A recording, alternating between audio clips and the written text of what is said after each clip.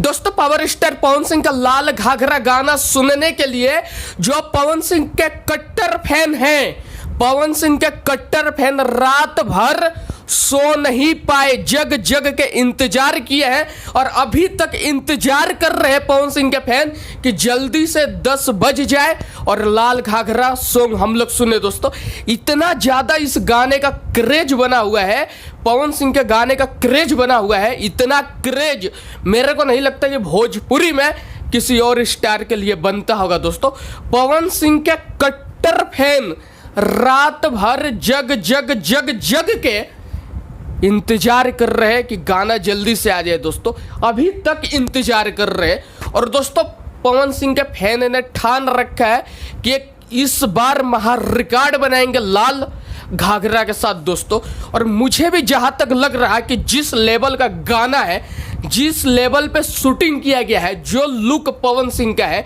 ये सब चीजें देख के ऐसा लग रहा है कि 2022 का सारे गाने, जितने गाने आए हैं सारे गाने का रिकॉर्ड ध्वस्त हो जाएगा। दोस्तों सबसे बिग बजट का गाना ये मुझे लग रहा है। पवन सिंह के फैन ने ठान रखा है कि 2022 का सबसे सुपर डुपर हिट गाना बनाना है।